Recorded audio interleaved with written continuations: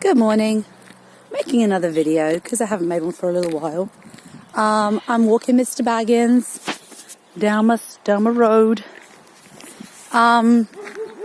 It is April I don't remember something. I really don't remember. It's somewhere. It's not the 11th because that's on Thursday. Today's Monday. Is it like? I think it's the 8th. I think it's the 8th. I haven't written like anything for a while, like calendars and stuff. Oh, I did write my calendar this morning, but I didn't pay any attention to the dates. Anyway, so it's the weather's getting better. I'm wearing a hat because I need to wash my hair. I'm trying to hide that, although by telling you I've unhidden it. I've lost some weight in the last few weeks. I don't know, maybe you can tell. I don't know. I lost like another 4 or 5 kilos since August last year. In the last couple of weeks, few weeks, I lost like 5 kilos. Fee bloomin' you. No, how would you say it? Fee bloomin' you. Yeah, for you? Yeah. Anyway, I mean, like literally from the 11th of August 2018 until, you know, the end of March 2019, I had not lost any weight. I lost like a couple of times when I was ill. I'd lost like a couple of kilos. Oh, hello, yellow dog. Fancy seeing you here. There's yellow dog following me. As I heard footsteps behind me. There's yellow dog. He's camera shy. Camera shy, yellow dog.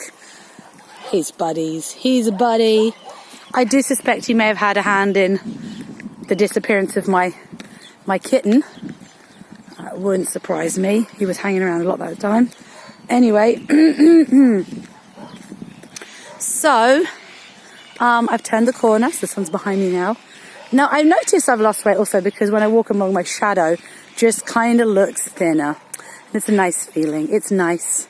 I mean, like, because I went through all the hassle of having bariatric surgery, you know, you kind of want to reach a goal, right? You want to be like, you know, I've done it and it's not easy. People think it's easy. It's not.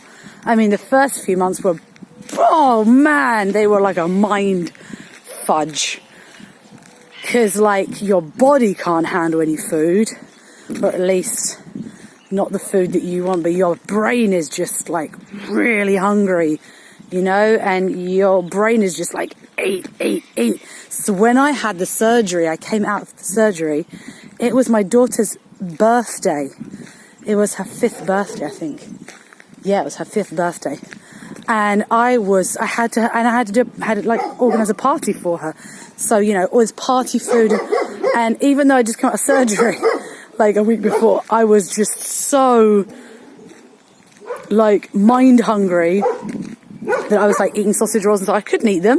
I was like on liquid diet. I was like supposed to be just drinking milk and stuff and protein shakes, and it was just too much. Like the first 2 weeks especially were just so phenomenally difficult. So for anyone who thinks that it's a doddle, it isn't a doddle. I mean, you know, I definitely need to exercise more, which I don't. I should be walking faster in fact now, but I'm not. But the fact that I'm walking my dog every day is, you know, like a thing. And I need to, you know, at the moment I've got, you know, my little one, my bubble. She's at home she has pleuropulmonite, as they say in Italian. I don't know. Anyway, she basically like liquid in her lungs and bronchitis and, you know, I mean, she was fine. Like, so basically, like, last Tuesday, I was like, you know, she has been coughing for a while. Like, I mean, like, for a while, I mean, like, a few weeks. And, you know, everyone was like, how did you not take your daughter to the doctor with that? It's like, because it's winter time and kids cough. You know, she wasn't coughing continuously. If she had been, obviously, I would have taken her sooner. But she would cough every now and then. It would be kind of like a bit of a cough. Here's Blondie girl. Don't know what her name is. Hello, little Blondie girl. Little Blondie. You're not camera shy, are you?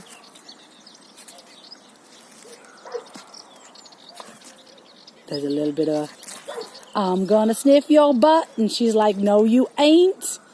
You ain't gonna sniff my butt.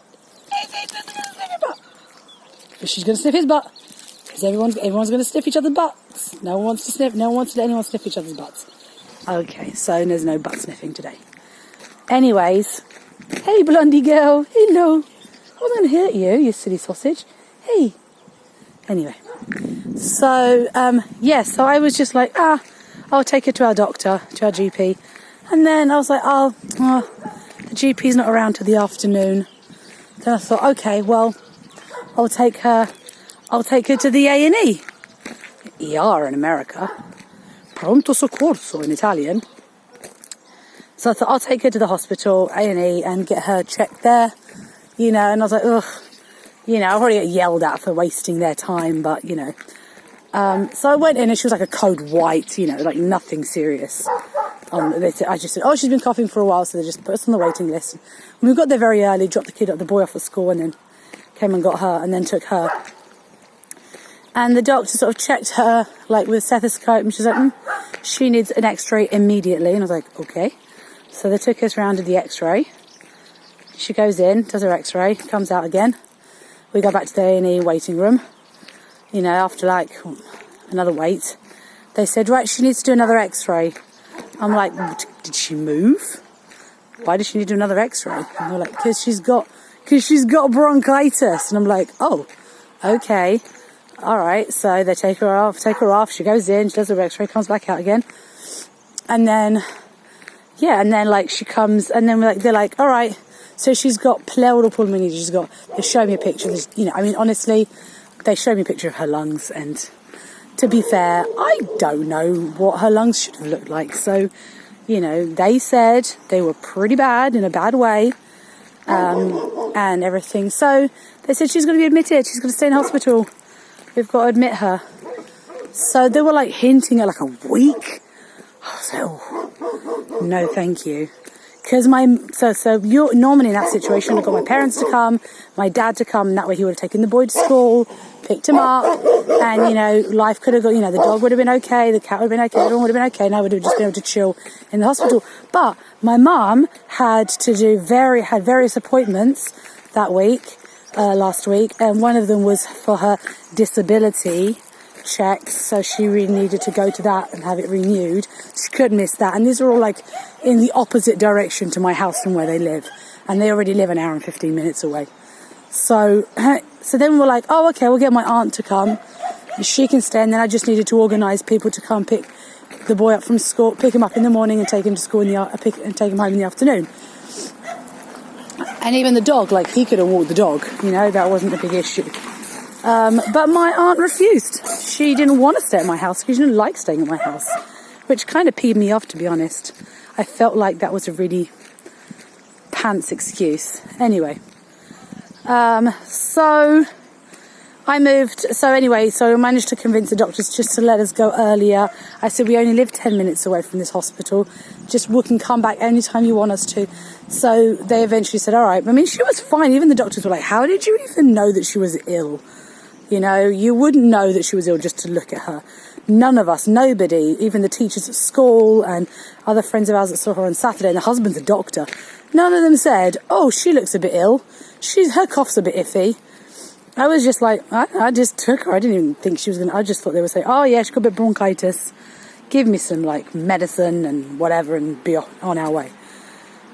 So anyway, but we went in on Tuesday. We came out on Thursday, thankfully. So I actually ended up having my dad over for a few hours and then actually the boy had an appointment on Thursday afternoon with like this kind of sort of therapist, not just physiotherapist. Anyway, she was sort of checking him out for something that they were organising, Nordic walking to help him with his like left side. So she had him for like an hour or so, getting him to do all sorts of tests, like physical tests. And she said, you know what? And not only just mental and physical and, all that. And she said to me, so anyway, so I dropped my daughter off there and then at my house with my dad and then went to this other appointment. Literally came out of the hospital, grabbed the boy from school, dropped my daughter off, and then rushed to this appointment just a few minutes late. But the little woman was like, he's fine. He doesn't, and it was an anniversary. Oh yeah. So it was exactly 1 year since he'd had his brain surgery. So she was like, he's fine. He doesn't need any therapy, which was such a nice thing to hear, because you get kind of like scare stories. And she was like, no, he doesn't need anything. So I said, so if he just carries on with like piano and swimming, that's fine. And she's like, yeah, he doesn't need anything. She said maybe when he came out of surgery, he would have needed something, but he's obviously really made huge progress. But she definitely said, yes, carry on with swimming and piano. Those were definitely helping him. And that's it. She said, he doesn't need any other kind of therapy. He doesn't need speech therapy. He doesn't, he's fine. So that's great news. My daughter is at home for a few more days. Enjoying being at home, I guess. And Mummy, we will play like games together, I think. I've got to clean the house today. It's a mess. It's a mess. I had my friends over. Jess and Bob came over on Saturday for dinner. That was really nice. Got Bob, who I think he's fantastic. He can sing all Disney songs. I'm like, he's great. He's a keeper just because of that. My friend actually in England, the dude, she was just like, isn't just singing Disney songs like the number one criteria for a perfect man in my book? And I was like, yes. And it wasn't that he could just sing along. He could sing along and do all the different kind of intonations. And this is an Italian guy whose English is perfect. It's almost flawless. So that was a lot of fun, except that poor Jess came down with some weird allergic reaction to her own jumper. So that was a bit crappy. Actually, I should message her and find out how she's doing. She looked like she was on death's door by the time they left. The kids adored him, but I also got Bob to help me Bob and Jess helped me to put up some photos, frame photos on the wall, which I've been meaning to do for a while, and I needed kind of someone else to kind of give me some insight into how to do that. So we did that, and so I'm really chuffed. We had a really nice evening, but there's still like the leftovers from dinner. We had chocolate fondue and all sorts of stuff. I think my neighbours are getting both their dogs pregnant because they've taken them both away. First one, and then she's come back and they're taking the other one away. Anywho. Hey, Pen. Hey, Miss Penny Pops. So we're home now. The weather's getting warmer, and I've ordered some gas because apparently, well, actually, it's what my neighbour said. And if it's true, I will go around. I will personally apologise to my neighbour for not believing him when he told me that the reason I wasn't getting any hot water in the shower was because I just didn't have quite enough gas. And I was like, I refused to believe him. And now I'm like, oh, all right, maybe that is the reason. So we'll find out next if I have no hat on later, because I get